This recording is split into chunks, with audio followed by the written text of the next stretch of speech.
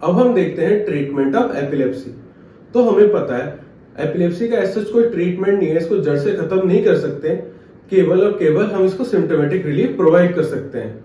इसके अलावा कभी कभी क्या होता है, कुछ लोगों में जैसे ट्रॉमा, सर्जरी या ट्यूमर होने की वजह से भी एपिलेप्सी होता है।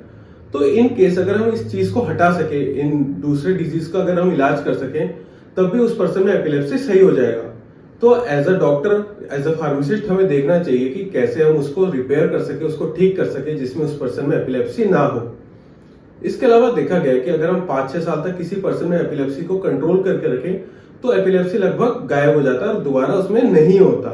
लगभग 20 से 30% पीपल में पार्शियल एपिलेप्सी रह जाता है, और कम से कम इसके अलावा कुछ 10-15% में एपिलेप्सी नहीं जाता और उनको ड्रग की जरूरत होती है। तो ये हुआ इसका ट्रीटमेंट अप्रोच, तो इनको नोट करते हैं हम।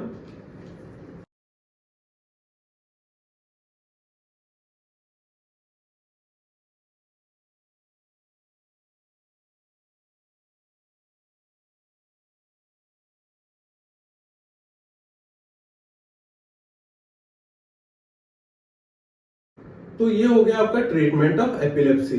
हमें पता है कि हम सिर्फ सिम्टोमेटिक रिलीफ दे सकते हैं, इसका कोई क्योर नहीं है। ठीक, अगर हम जो भी ड्रग दे रहे हैं वो सिर्फ प्रिवेंट करने के लिए और कंट्रोल करने के लिए, वो एपिलेप्सी दोबारा ना आए। इसके बाद भी कुछ लोगों में देखा गया है कि हम जितना भी ड्रग दे, जितना भी ट्रीटमेंट अप्रोच अप्लाई करें, फिर भी उन पर्सन में एपिलेप्सी आ जाता है।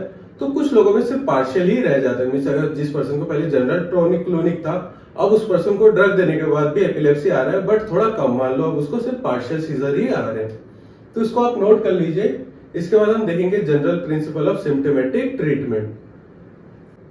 अब हम देखते हैं general principle of symptomatic treatment. यहाँ पे हम देखेंगे कि ट्रीटमेंट अप्रोच कैसा होना चाहिए और एक पर्सन को कैसा ड्रग दिया जाए जिससे उससे मिनिमम साइड इफेक्ट हो। तो सबसे पहला हमें ये पता करना होता है कि उस पर्सन में किस टाइप का एपिलेप्सी है, जिससे हम ड्रग का डोज और ड्रग सेट कर सके।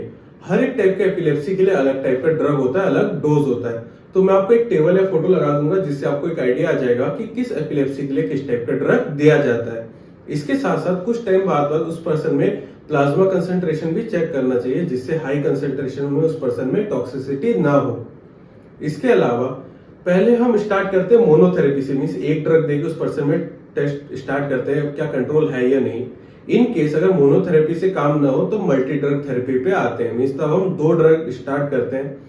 किसी पर्सन में अगर 2 ड्रग भी एक साथ देने पे काम ना करे, तो देखा गया है कि वो पर्सन में 3 या 4 ड्रग देने पे भी काम नहीं करता। 3 या उससे ज्यादा ड्रग तभी दिया जाता है अगर उस पर्सन में मल्टीपल टाइप के सीजर आते हैं। मीन्स किसी को जनरल टॉनिक क्लोनिक के साथ साथ एटॉनिक भी आता है या माइक्लोनिक भी आता है। तो मल्टीपल अगर सीजर हो तभी हम मल्टीपल ड्रग देते हैं। इसके बाद अगर कोई लेडी प्रेग्नेंट है, तो हमें पता है कि वैसे प्रेग्नेंट में एपिलेप्टिक ड्रग देने से उस बच्चे में साइड इफेक्ट भी आते हैं, जैसे फेशियल चेंजेस, मेंटल चेंजेस या कार्डियक चेंजेस भी आ जाते हैं।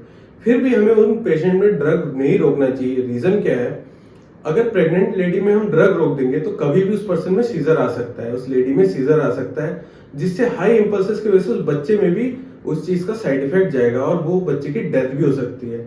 इसके अलावा अगर एक सीजर आके वो लेडी गिर जाए, ठीक है, तो उस केस में भी उस बच्चे में ट्रॉमा भी हो सकता है। तो इसीलिए जनरली प्रेग्नेंट लेडी में एंटी एपिलेप्टिक ड्रग को रोका नहीं जाता और कंटिन्यू रखा जाता है। इसके अलावा अगर हम देखें तो सबसे कॉमन क्या होता है कि हम सोचते हैं कि पेशेंट को एपिलेप्सी आ चुका है, कन्वर्जन आ चुका है, तो हम उसको ड्रग देते हैं। तो कन्वर्जन आने के बाद हम ड्रग देंगे तो वो काम नहीं करेगा। अगर किसी पर्सन को कन्वर्जन आ जाए तो बस हम उसको संभालना होता है कि वो गिर के कहीं चोट ना आ जाए। जो भी ड्रग है वो सिम्टम को रोकने के लिए दिया जाता है, उसको प्रिवेंट करने के लिए। अगर एक बार कन्वर्जन आ जाए तो ड्रग काम नहीं करता। तो इसको हम नोट करते हैं पहले। और इसके साथ साथ मैं एक टेबल भी दे दूंगा जहां पे आपको आइडिया मिल जाएगा कि कौन सा ड्रग कहाँ पे दिया जाता है और कितना मिनिमम कंसेंट्रेशन होना चाहिए प्लाज्मा का, जिससे एक अच्छे से उसमें टॉक्सिसिटी प्रोड्यूस ना हो।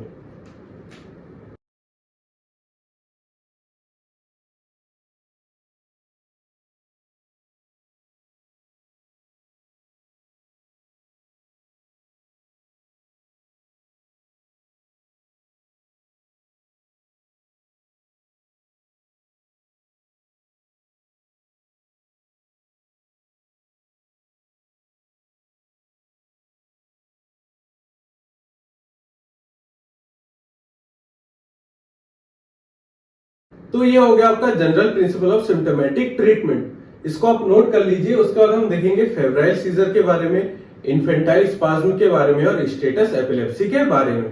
तो इसको आप तब तक नोट कर लीजिए।